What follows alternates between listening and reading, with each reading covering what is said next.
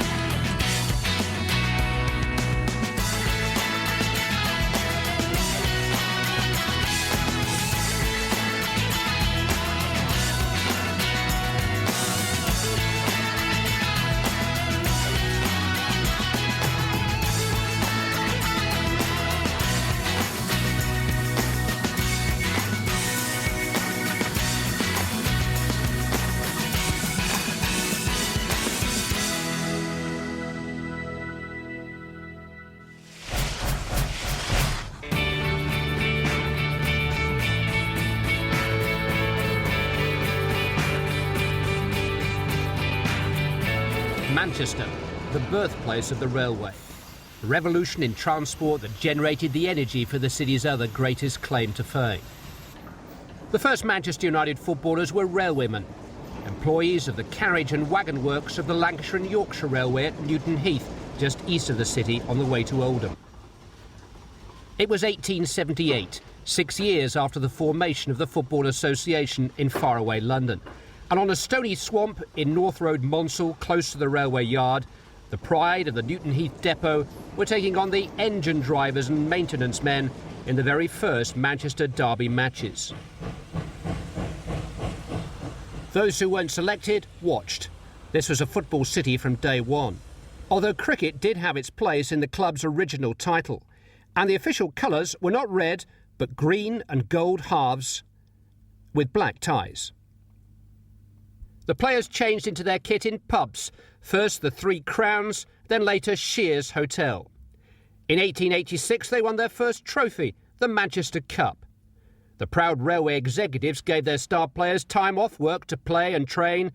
Dashing Sam Black was club captain. United had style from the very outset. Then along came William McGregor of Aston Villa with his idea for a football league.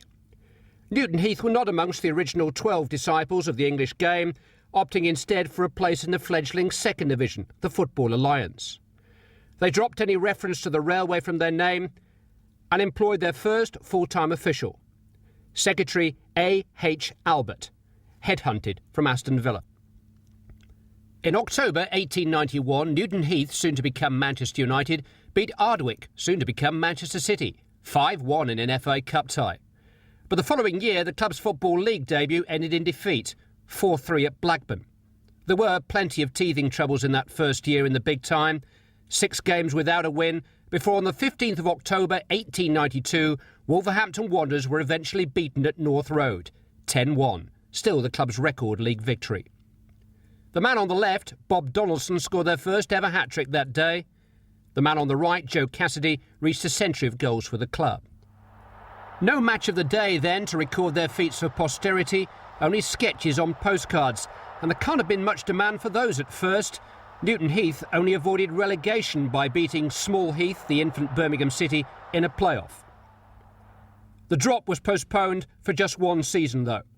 Bringing up the rear again, they disappeared into the second division for the next 12 seasons. But just after the turn of the century, the club's problems were financial. In 1901, a fundraising bazaar was organised. One of its attractions, a St Bernard dog belonging to Captain Harry Stafford, that was to become one of United's best ever friends. They had a bazaar, a money-raising bazaar, and there's a wonderful story, quite true, about a St Bernard dog with a collection box attached to its neck.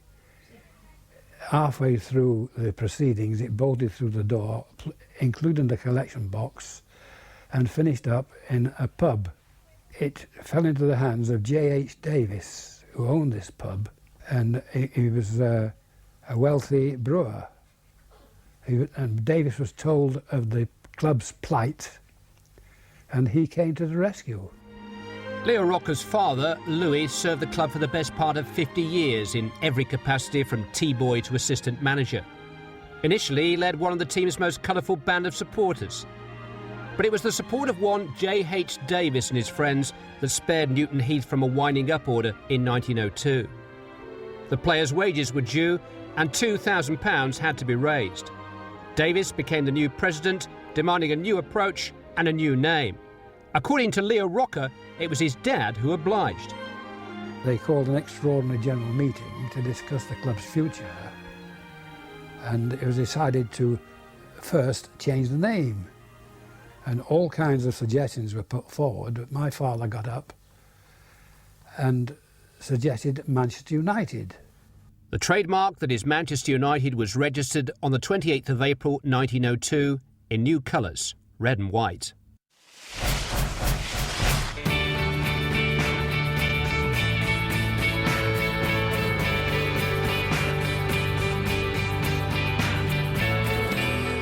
There was a new headquarters befitting the club's sense of ambition, and very soon a new man in charge of team affairs.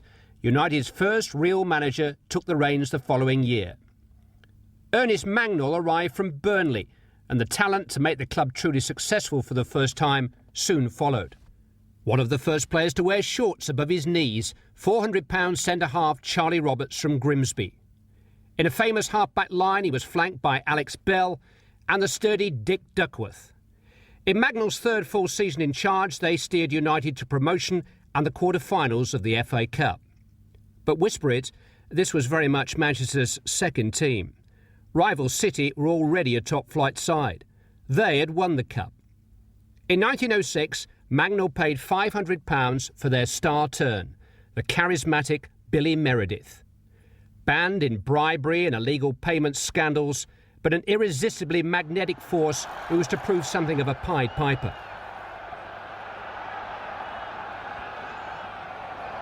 Britain's best fullback, Herbert Burgess, followed him across town, along with striker Jimmy Bannister. The league title was on the way too. Whereas City had never managed to win the championship, in 1908 their old boys Meredith, Burgess, Bannister and co. won it by a country mile, setting a new league points record.